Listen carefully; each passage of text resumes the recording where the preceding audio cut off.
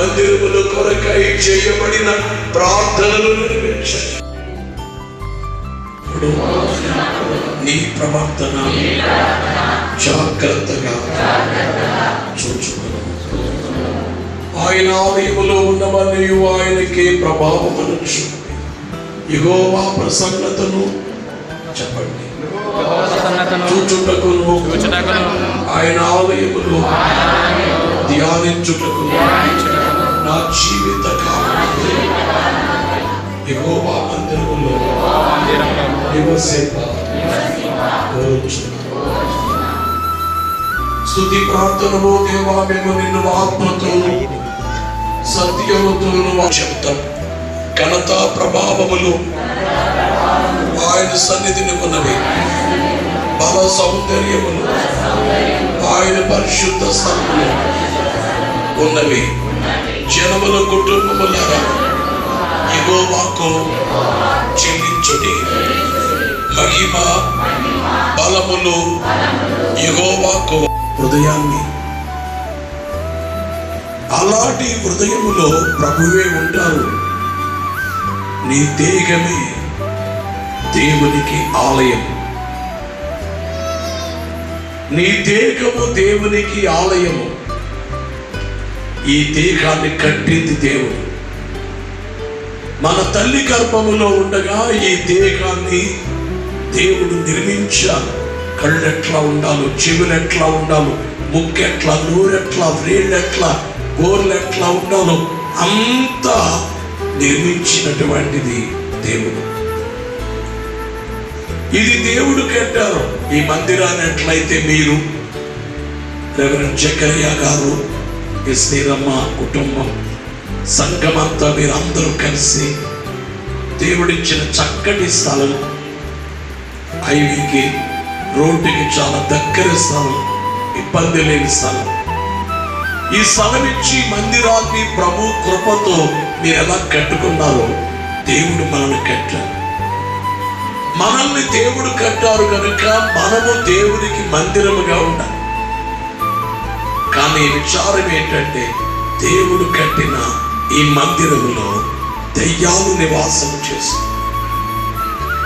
ఈ దేవుడు కట్టిన ఈ మందిరాన్ని మనిషి దయ్యమునికి ఇచ్చేసాడు.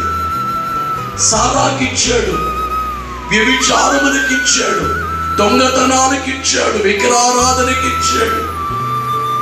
ఈ హృదయము నిండా దేవుడు ఉండాలి, కానీ హృదయము నిండా సైతానే. హృదయము నిండా సైతాను కార్యాలే, సైతాను రీతే.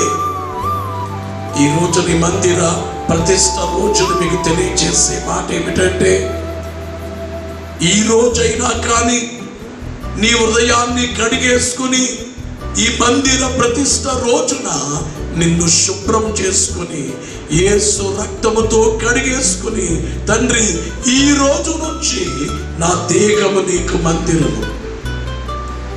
మీలో ఎవరైనా ఇంకా పని చేయకపోతే ఈ వేళైనా చేయి. ఆ రోజే నీలోకి యేసయ్య వచ్చిన రోజు.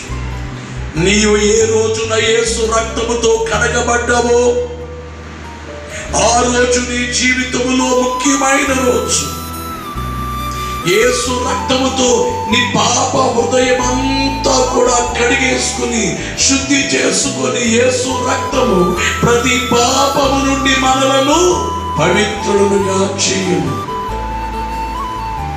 యేసు ఎవరి హృదయములో ఉన్నారు వారే రేపు మోక్షానికి వెళ్ళేవారు. వాడికి తిన్నట్టుగా తెలుస్తుందో యేసు ఎవరిలో ఉన్నారో ఉన్నట్టుగా తెలుస్తుంది. యేసు ఉంటే, యేసు నీలో ఉంటే ఉండినట్లుగా తెలుస్తుంది. యేసు నీలోకి వస్తే నీవే దేవునికి మందిరం, నీవే దేవునికి మందిరం. నా హృదయం లోనికి నా ప్రభువ రమ్మయ్యా, నా హృదయంలోనికి నా ప్రభువ రమ్మయ్య. నీ ప్రాణు మోసేదన్ ప్రభు రక్తము తుడిచేదన్. యేసు ప్రక్కన నన్ను కూర్చోబెట్టుకోవడం కోసం చనిపోయాను. లేకపోతే నేను పాతాళానికి వెళ్ళి పాతాళం తర్వాత తర్వాత నరకములో సైతాను దయ్యాలతో నేను కాలాను. కానీ నాకే భాగ్యం ఇచ్చారంటే పరలోకములో యేసుతో పాటు ఉండే భాగ్యం నాకే కాదు, మీకందరికీ ఆ భాగ్యం ఇచ్చారు.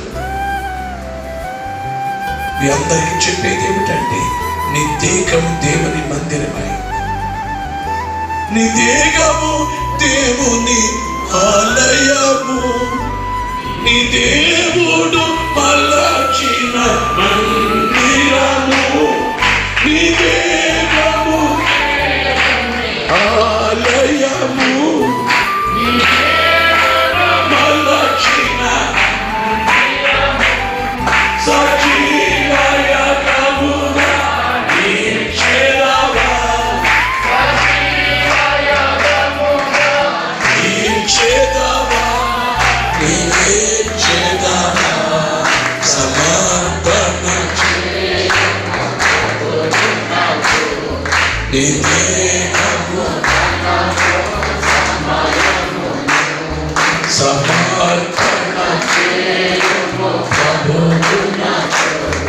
నీ దేహము, నీ దేహము దేవుని ఆలయము.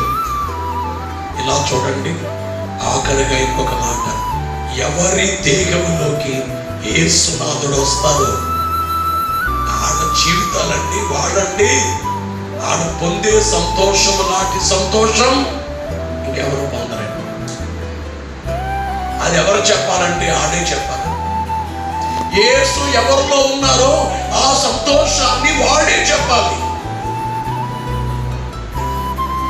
ఆ సంతోషం ఈవేళ నామకాంత క్రైస్తవులకు తెలియదు. ఆదివారం ఆరాధన వస్తే పొలానికి వెళ్ళిపోతారు పనికి, వాళ్ళకి తెలియదు. వ్యాపారానికి వెళ్ళిపోయే వాడికి తెలియదు.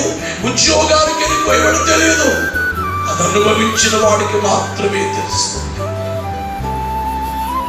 యేసు నీలో ఉన్నప్పుడు ఎంత సంతోషము!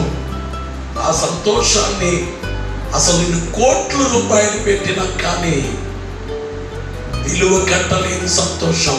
అందుకని రంపము తెచ్చి అట్లా పెట్టి నువ్వు యేసుని విడిచిపెట్టంటే, నేను విడిచిపెట్టను, కోసే చంపేసే, నేను విడిచిపెట్టను. రంపాలతో కోసిన, కొట్టడుతో నరికిన, చెట్ల కొమ్మలకు వేలాడ తీసిన, అడవి మృగములకు ఆహారముగా వేసిన, జీవ సమాధి చేసిన, సిలువ వేసి చంపిన, తాడులో ఉంచి చంపిన, విడిచిపెట్టలేమన్నారు. అందుకే వేళ యేసు ప్రభుని తెలియని వారికి అర్థం కాదన్నమాట. ఎందుకురా వీళ్ళంత నీచంగా చూచినా ఎందుకు విడిచిపెట్టట్లేదు? యేసు ప్రభు మన దేవుడు కాదంటాం, విదేశీ దేవుడు అంటాం, విమర్శిస్తాం, నవ్వుతాం, బైబిల్ పట్టుకుంటే నవ్వుతాం, అయినా విడిచిపెట్టట్లేదు. ఏమైంది అంటే, అందులో ఉండే రుచి నీకేం తెలుసు? రుచి నీకు తెలిస్తే ఆ రుచిలోకి నీ వస్తావు. ఇది నీ సన్నిధి కోరునాటి మానవుడే ధన్యుడు, అపవాది తంత్రములను లయపరచుని సన్నిధి పాదాల